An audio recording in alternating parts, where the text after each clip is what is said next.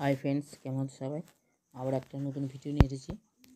ঠিক আছে, এটা হচ্ছে রিক্সার চার্জার।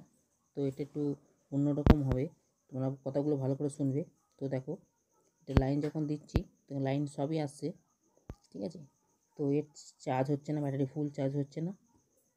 তো ফুল চার্জ হতে গেলে যে অ্যাম্পিয়ারের দরকার সেই অ্যাম্পিয়ারটাও ঠিক মানে পারফেক্ট হচ্ছে না। এটা হচ্ছে এর প্রবলেম। তো প্রবলেমটা তোমাদের দেখাবো, তার আগে বলে নিই, একজন দাদাভাই আমাকে কমেন্ট করেছে যে এই চার্জিং এই প্রবলেমগুলো বারবার কেন হয়। তো কেন হয় আমি সেটা ডিটেলস বলবো, ঠিক আছে। তোমরা মনোযোগ দিয়ে শুনবে যে এই প্রবলেমটা কেন হয়, আর এই ট্রান্সফর্মার যে আউটপুট যে তারগুলো বারবার কেন পুড়ে যায় সেই নিয়ে আলোচনা হবে, ঠিক আছে। এটার কিন্তু একটু মনোযোগ দিয়ে শুনবে, ভাইটাল কিন্তু ভিডিওটা, ঠিক আছে। তো তোমরা মনোযোগ দিয়ে শুনবে যে এই যে তারগুলো কেন বারবার পুড়ে যাচ্ছে, ঠিক আছে। এইগুলো কথাগুলো শুনবে ভালো করে, তাহলে কিন্তু বুঝতে পারবে। তাহলে দেখছো এখানে তারগুলো সব পোড়া, দেখো দুটো আউটপুটের তারগুলোই পোড়া। কেন পোড়া সেগুলো ডিটেলস তোমাদের বলবো, তোমরা একটু ভিডিওটা মনোযোগ দিয়ে দেখবে এবং শুনবে কথাগুলো, তাহলে কিন্তু বুঝতে পারবে, ঠিক আছে। তো এই রিক্সা এই চার্জারগুলো আমার কাছে প্রচুর কাজ হয়, ঠিক আছে। সারাদিনে 5-6 পিস করে আসে এই ম্যানুয়াল, আর মাল্টি চার্জারও আসে অনেকগুলো। সব ভিডিও করা যায় না, তো তার মধ্যে বেছে একটা ভিডিও করি আমি, ঠিক আছে। তো এই চার্জারগুলো কেন এরমভাবে পড়ে, তো ডিটেলস তোমাদেরকে বলবো। তোমরা যখন এই চার্জারগুলো রিপেয়ার করবে তখন ভোল্টেজগুলো মাপবে, ঠিক আছে। ভোল্টেজগুলো মাপবে। তো ভোল্টেজগুলো কেমন করে মাপবে সেটা তোমাদেরকে আমি শিখিয়ে দেবো, এবং কথাগুলো বলবো, তোমরা কথাগুলো মনোযোগ দিয়ে শুনবে, তাহলে কিন্তু বুঝতে পারবে। ভোল্টেজ যদি সঠিক মাপ না হয়, সঠিক ভোল্টেজ যদি আউটপুট না বেরোয় বা ভোল্টেজ যদি বেশি বেরোয়, সেসব কারণে কিন্তু এই আউটপুটের তারগুলো পুড়ে যায়, ঠিক আছে। 1-2 দিন কি 3 দিন চলার পর তারগুলো কিন্তু এখানে পুড়ে যাবে, ঝাল থেকে ঝাল কেটে যাবে, ঠিক আছে। অনেক কিছু প্রবলেম হয়। তো ওকে ভোল্টেজগুলো মাপতে হবে, ঠিক আছে। ভোল্টেজ হচ্ছে মাস্ট। ভোল্টেজ যদি তোমরা সঠিকভাবে না মেপে কাজটা করো, তো এরমভাবে তার পোড়া এলো, তোমরাও এরমভাবে তার পেঁচিয়ে সোল্ডার করে ছেড়ে দিলে আবার 2 দিন পর এরম সেম কেস হয়ে গেল। এই প্রবলেম যাতে না হয় তার জন্য তোমাদের কী করতে হবে সেগুলো শুনতে হবে ভালো করে, না শুনলে কিন্তু বুঝতে পারবে না, ঠিক আছে। তো কোম্পানি যখন এই ট্রান্সফর্মার বাঁধে, ওরা একটা ভোল্টেজ ফিক্স করে দিয়ে বাঁধে। ভালো করে কথাগুলো শুনবে, তাহলে কিন্তু বুঝতে পারবে।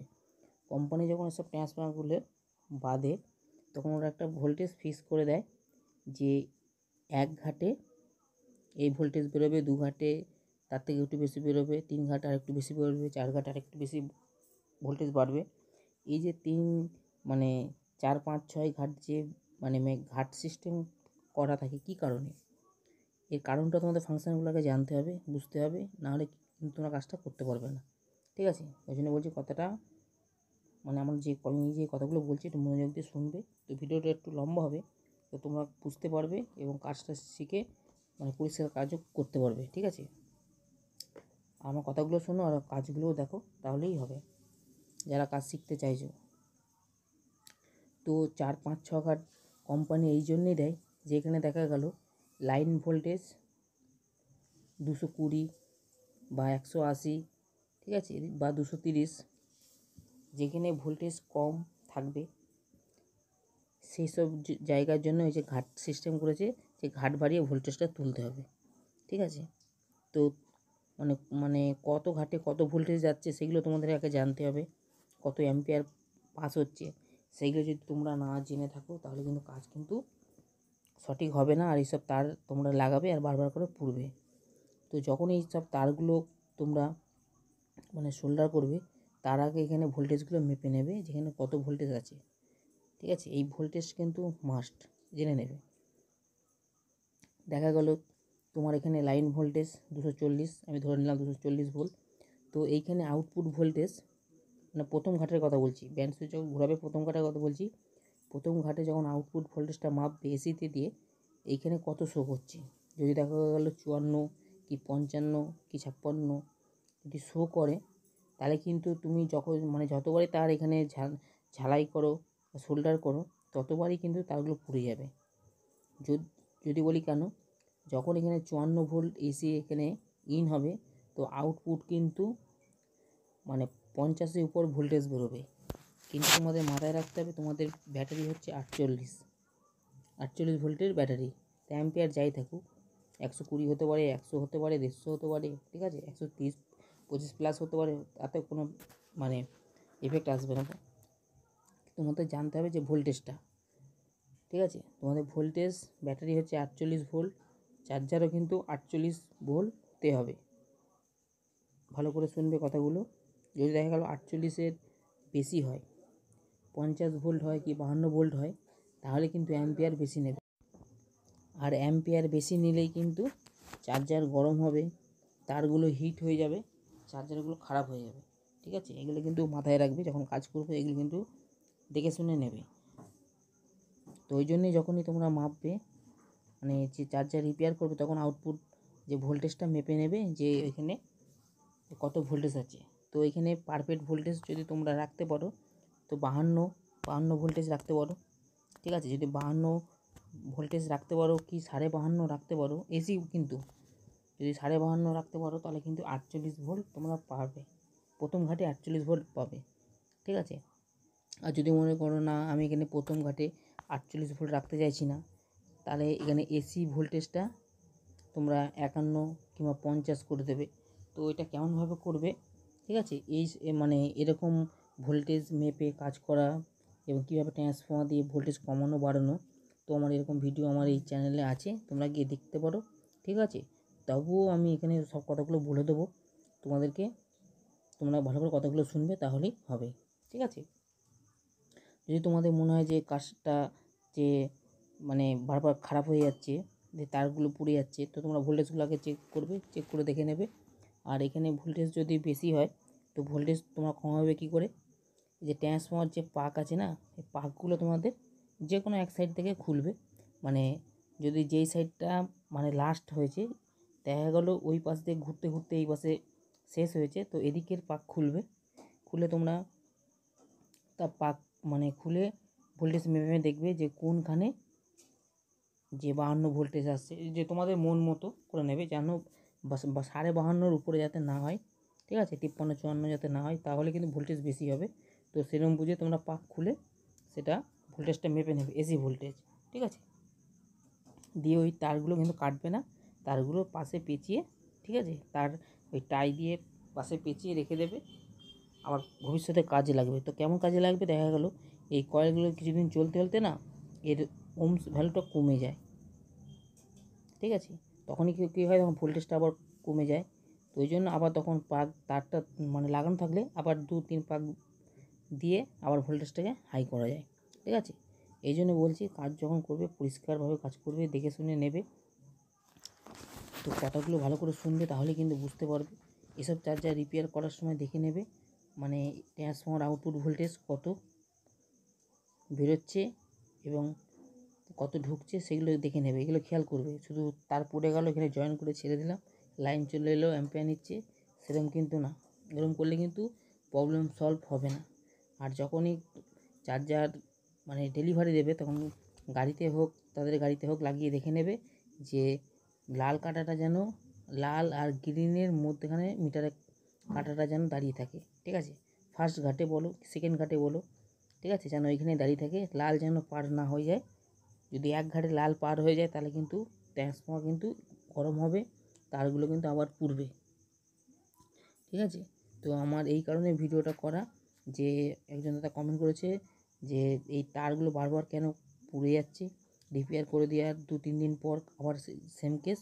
তো সে দাদার জন্য আমি বলছি যে কাজগুলো যখন করবে, তো পরিষ্কারভাবে কাজ করবে, আর আমি যেরকম বললাম সেসব ভোল্টেজগুলো আগে মেপে নেবে, ঠিক আছে, তাহলে কিন্তু তোমরা বুঝতে পারবে।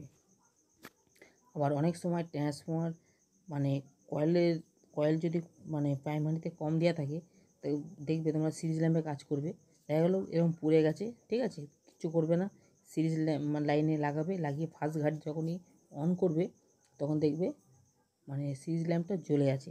জোরে জ্বলছে কি আস্তে জ্বলছে তোমরা দেখলে বুঝতে পারবে। যদি জোরে জ্বলে, তাহলে জানবে ট্রান্সফর্মারটা কিন্তু গরম হবে, ঠিক আছে, অত্যধিক গরম হবে। আর এক ঘাটে যদি নাই জ্বলে তো ভালো, তাহলে ট্রান্সফর্মারটা হিট হবে না। ট্রান্সফরটা হিট হবে না যদি দেখা গেল তুমি পরস্পর 4 ঘাট দিলে, 4 ঘাট দেওয়ার পরে দেখা গেল একটুখানি জ্বলছে, 200 ওয়াটের বাল্ব, ঠিক আছে, একটুখানি জ্বলছে, তাহলে জানবে চার্জারটা ভালো, মানে গরম কম হবে, মানে প্রপারলি অ্যাম্পিয়ার পাবে, সবই ঠিক হবে। কিন্তু দেখা গেল এক ঘাটে যদি তোমার সিরিজ ল্যাম্পের 200 ওয়াটের বাল্ব যদি চলে যায়, তো চার্জার কিন্তু গরম হবে। এটা গরম হওয়ার কারণ হচ্ছে প্রাইমারিতে তার কম দেওয়ার কারণে, ঠিক আছে, প্রাইমারিতে তার কম দেওয়ার কারণে ওহমসটা কম হয়ে যায়, ঠিক আছে, ওই জন্যে এটা সিরিজ ল্যাম্পটা জ্বলে যায়। এগুলো একটুখানি খেয়াল রাখবে, ঠিক আছে। এসব চার্জার ঠিক করতে গেলে এসবও একটু জ্ঞান অবশ্যই দরকার, না হলে কিন্তু তুমিও নিজেও বুঝতে পারবে না, কাস্টমারকেও বোঝাতে পারবে না যে কেন বারবার এরকম খারাপ হয়ে যাচ্ছে, কী বৃত্তান্ত। শুধু কাজ করলেই হবে না, কাজের সঙ্গে জ্ঞানটুকুও রাখতে হবে, যাতে তোমরা কাস্টমারকে বোঝাতে পারো যে এই প্রবলেমের জন্য এটা হচ্ছে, ঠিক আছে। আবার দেখা গেল এদিকে সব কিছু ঠিক আছে, ভোল্টেজ মেপে সব একদম পারফেক্ট হচ্ছে, তবু কেন পুড়ে যাচ্ছে, এটাও একটা বিষয়। তো সেই ক্ষেত্রে কেন পুড়ে যাচ্ছে সেটাও তোমাদেরকে বলবো, ভালো করে শুনবে। এখনকার বেশিরভাগই টোটো গাড়ির চার্জ হয় কিন্তু গ্যারেজে চার্জ হয়, ঠিক আছে। বাড়িতে কম লোকেরই জায়গা না থাকার কারণে গ্যারেজে চার্জ দেয়। দেখা গেল একটা গ্যারেজে 15-20টা কি 30টা গাড়ি চার্জ হয়। দেখা গেল তোমার যেখানে এক ঘাটে তোমার কাজ মিটে যেত, সেখানে গ্যারেজে যখন তুমি চার্জ দিচ্ছ, সেখানে দেখা গেলো তোমার 4 ঘাট কি 5 ঘাটে তোমার দিলে তখন তোমার অ্যাম্পিয়ার কাটাটা সোজা দাঁড়াচ্ছে, ঠিক আছে। আগে কিন্তু এক ঘাটে অ্যাম্পিয়ার কাটাটা সোজা দাঁড়াতো। ভালো করে কথাগুলো শুনবে, তাহলেই কিন্তু বুঝতে পারবে, ঠিক আছে। আমি বারবার করে বলছি, ভালো করে কথাটা শুনো। অ্যাম্পিয়ার কাটাটা তোমার এক ঘাটে দাঁড়াতো, কিন্তু এখন 4-5 ঘাটে যখন দেওয়া হচ্ছে তখন দাঁড়াচ্ছে। কারণ কি, তখন হয়তো 2টো কি 3টে গাড়ি ছিল, এখন আরও বেড়ে গেছে 15-20টা। তো তুমি 4 ঘাটে কি 5 ঘাটে চার্জ দিয়ে বাড়িতে চলে এলে, ঠিক আছে। তো আরও সবাই এরকমভাবে চার্জ দেয়। এবার দেখা গেলো তুমি 9টার সময় গিয়ে গাড়ি থেকে চার্জ খোলো, ঠিক আছে। তার আগেও দেখা গেল কেউ 7টার সময়, কেউ 8টার সময় গিয়ে গাড়ির চার্জ সে খুলে নিচ্ছে, ঠিক আছে, খুলে নিচ্ছে। কিন্তু তোমার কিন্তু ভোল্টেজটা কিন্তু চার্জারে বেশি ঢুকছে। ওরা যখনই অফ করছে তোমার কিন্তু ভোল্টেজটা বেশি ঢুকছে, ওরা কিন্তু আর এসে তোমাকে আরও 1-2 ঘাট কিন্তু কমাচ্ছে না। ভালো করে শোনো কথাগুলো, তাহলেই বুঝতে পারবে, ঠিক আছে। ওরা যখন চার্জটা খুলে নিচ্ছে তখন কিন্তু সেই লোডটা কিন্তু তোমার চার্জারে এসে পড়ে যাচ্ছে, মানে আরও যারা সে চার্জারে চার্জ দিয়ে আছে তাদের ঘাড়ে কিন্তু সমানভাবে লোডটা পড়ছে। এই করতে করতে সবাই যখন একের পর এক খুলে যাচ্ছে, তোমারটা রয়ে গেল, দেখা তোমার মতন আরও 5 জনের গাড়ি এরকম চার্জার ওইখানে চার্জ হচ্ছে, তারা কিন্তু আর তোমারটা কিন্তু ব্যান্ড সুইচ কমাচ্ছে না। না কমাবার কারণে তোমারটা বেশি ভোল্টেজ ঢোকার কারণে অ্যাম্পিয়ার হাই হয়ে যাচ্ছে, তখনই কিন্তু চার্জার পুড়ে যাচ্ছে। এসব যদি তোমাদের না জানা থাকে, মানে ভোল্টেজ পারফেক্ট করেও কিন্তু তোমরা রোগটা ধরতে পারবে না, ঠিক আছে।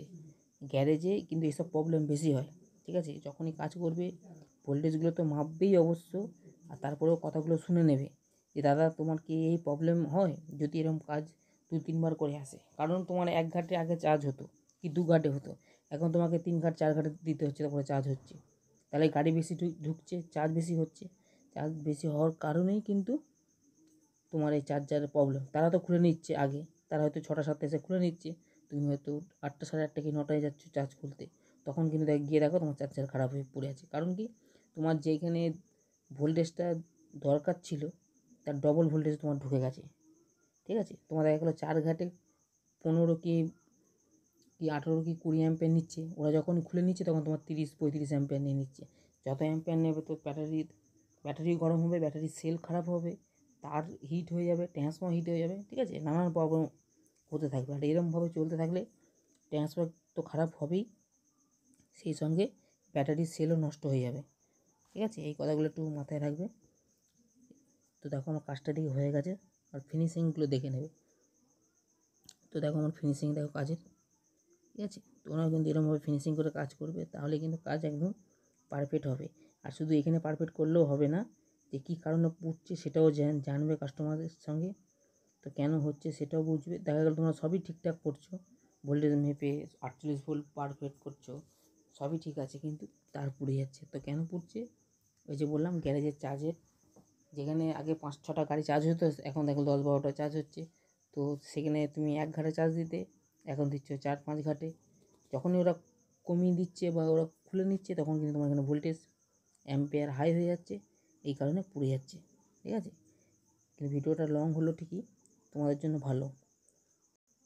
তো আমি লং ভিডিও এই জন্যই তোমাদের জন্য করে দিলাম যে তোমরা যেন কথাগুলো বুঝতে পারো, শুনতে পারো, কাজ শিখতে পারো। ঠিক আছে, তাড়াহুড়ো করলে কিন্তু হবে না, আর একদিনে কিন্তু কাজ শেখা যাবে না। ঠিক আছে, তো মনোযোগ দিয়ে আমার কথাগুলো শুনবে, তাহলে কিন্তু তোমাদের আর বারবার কোনো ভিডিও দেখতে হবে না, এই কাজ হলেই হবে। তো দেখো আমার এখানে 1 ঘাটে দেখো লাল আর সবুজের মধ্যে এখানে কাটা দাঁড়িয়ে আছে, যেন তোমাদের জন্য এরকমই থাকে, তাতে 5 ঘাটে হোক আর 2 ঘাটে হোক আর 1 ঘাটে হোক, ওই লাল যেন ক্রস না হয়। লাল ক্রস হলে কিন্তু চার্জার ওভারহিট হবে, এগুলো কিন্তু খেয়াল রেখে কাজ করবে। ঠিক আছে, এগুলো যদি না খেয়াল রাখো কিন্তু চার্জার কিন্তু বারবার তোমাকে ঠিক করেই যেতে হবে। ঠিক আছে, প্রবলেম আর সলভ করতে পারবে না।